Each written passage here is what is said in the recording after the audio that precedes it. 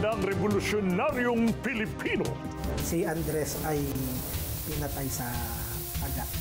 Ganong katrahedya yung nangyari sa kinikilala natin na ama ng revolusyon.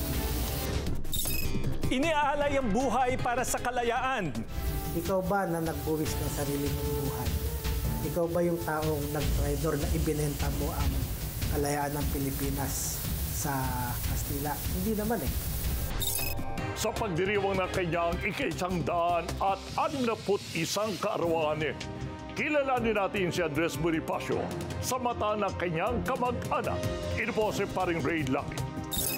Alin nga ba ang totoo at katang-isip sa mga nasusulat sa kasaysayan ukol sa kanyang buhay at kamatayan? Ako po si J.R. Langit.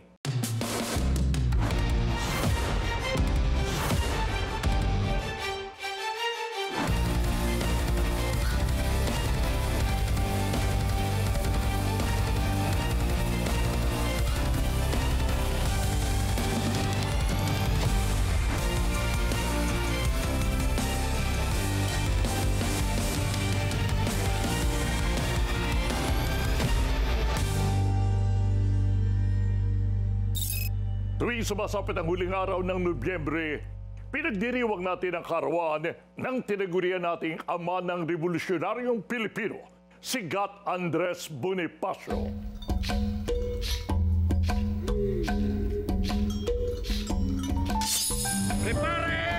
Para sa ilan, si Andres Bonifacio ay higit pa sa leader ng pag-aaklas laban sa mga Kastila. Ang tingin nila ang tunay na kauna-unahang Pangulo ng Pilipinas. Nag-iipon siya ng puwersa. Kabilang na rito ang isa sa kanyang mga apo sa talampakan, si Atty. Gregorio Gary Bonifacio. Paano niyo po nalaman na related po kayo kay Andres Bonifacio? Nalaman ko siya nung actually, ginawa ko siyang term paper sa Kasaysayan 1. Nung nag-aaral ako sa kolehiyo sa Universidad ng Pilipinas, pinapili kami na gumawa ng isang term paper. Ang pinili ko ay yung family tree. So, mula doon, nag-research ko yung mga ninuno. Although, beforehand, may mga pahapyaw ng sinasabi related to kay Andres. Naging konkreto lang yung parang pananaw ko. So, nung gawin ko na yung term paper. Yung lolo ko, ang pangalan ay Gregorio Bonifacio. Si Procopio ay isa sa mga kapatid ni Gat Andres Bonifacio na siyang inatasang magtayo ng sangay na katipunan sa lalawigan ng Mindoro. Doon ito nakapag-asawa at nagkaanak. At doon isinilang si Atty. Gary na ikaapat sa saling lahi na mula kay Procopio. Pamula kay dun sa ating bayani na si Gat Andres Bonifacio, meron siyang 5 kapatid.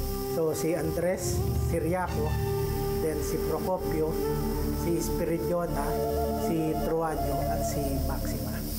After po mapalusahan ng kamatayan si Andres at Procopio, ano na po yung nangyari sa mga iba pa niya mga kapatid? Si Riaco, nauna siyang mamatay nung dakpin sila dito sa Cavite. Tapos si Andres at si Procopio ay idinaan sa court martial. Si Espiridiona naman, itinago siya ng isang taga Cavite na eventually napangasawa din niya. Ang apelyido nun ay Distrito. Tapos si Truadio, even until nung magkaroon ng American period, hindi siya nag-swear ng allegiance sa bansang Amerika, kaya nag-self-exile. Tapos si Maxima, namatay nung bata pa. Ilan sa mga kamag-anakan ng pamilya Bonifacio ang nagpalit ng kanilang pangalan dahil sa takot na matamo ang kapalaran ng mga magkakapatid.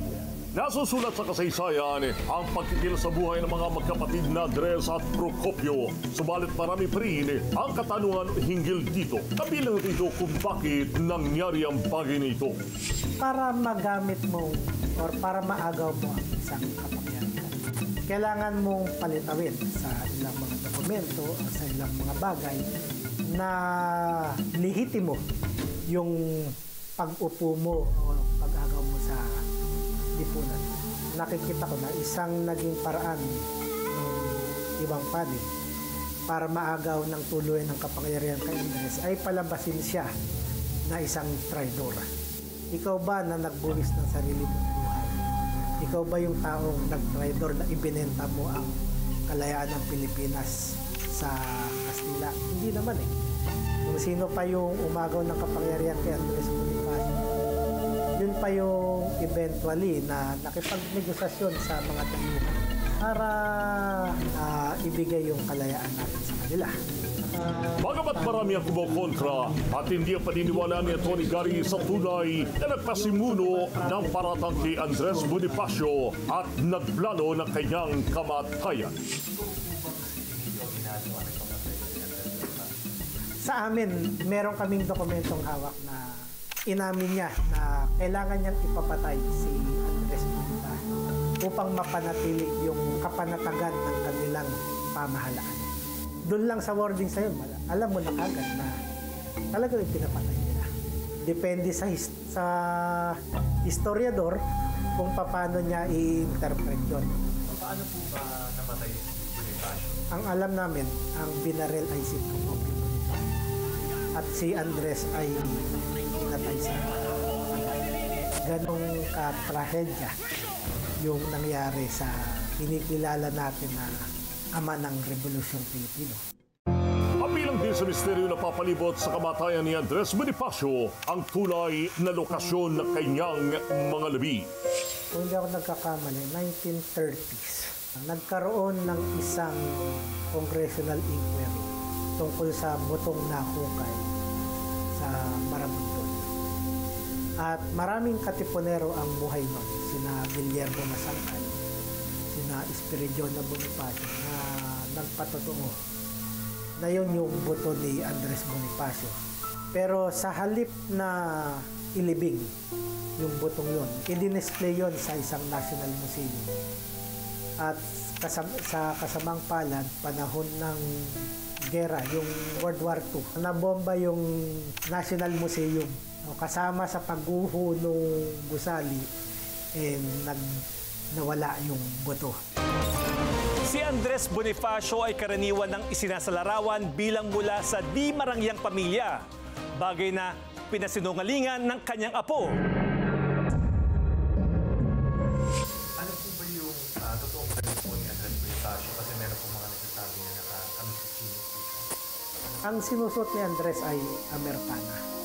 Even yung lolo ko, si Procopio, Amerikana din yung sinusuot. Even yung katayuan nila sa buhay, nasa, pwede kong sabing middle class.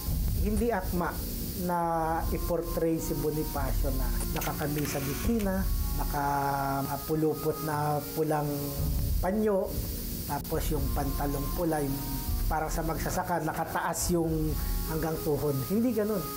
Hindi kasi, hindi talagang mahirap. Unang-una, ang nanay ni Andres ay Spanish mestiza. Ang tatay ni Andres ay isa rin mistizo. Remember, even si Andres ay naging membro rin ng Mason. So ang mga Mason noong mga panahon yun, halos pag nagmi-meeting, nakasuot ng Amerikana. Bukod sa kanyang kasuotan, mali rin daw ang kadalasang isinasalarawang sandatang gamit ni Andres Bonifacio. Si Bonifacio kasi, noong panahon ng Revolusyon, hindi itak ang ginagamit, kundi baril. At nakasakayan sa kabayo.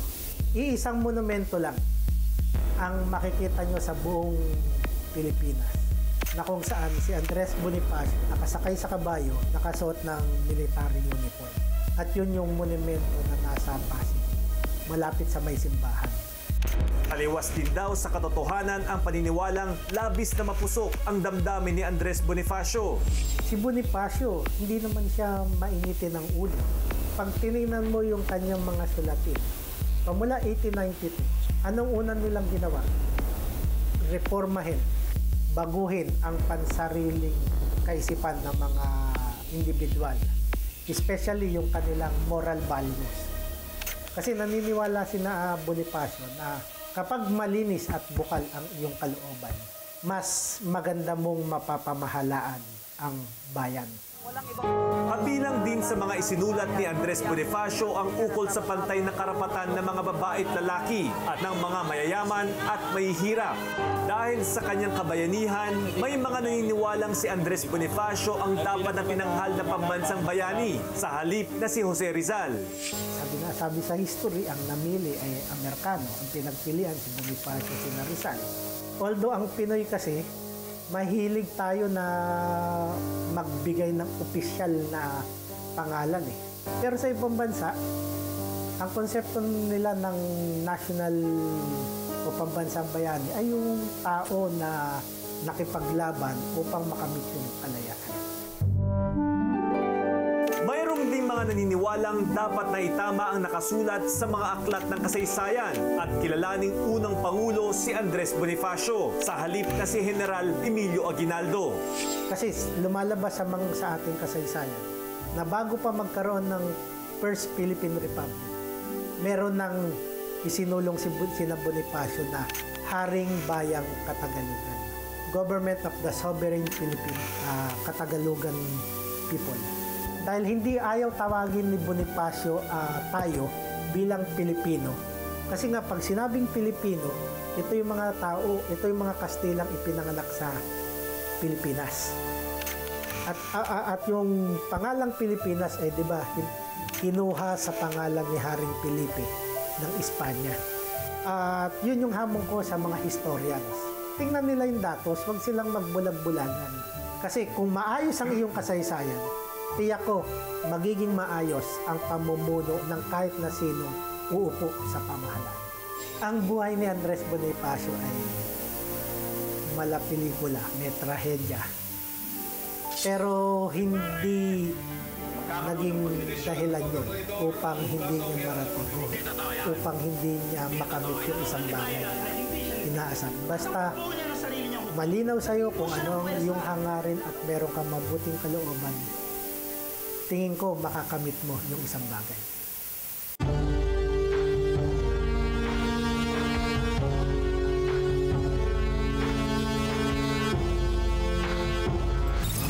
Ika nga ng kasabihan, ang hindi marunong tumingin sa pinanggalingan ay hindi makakarating sa paroroonan.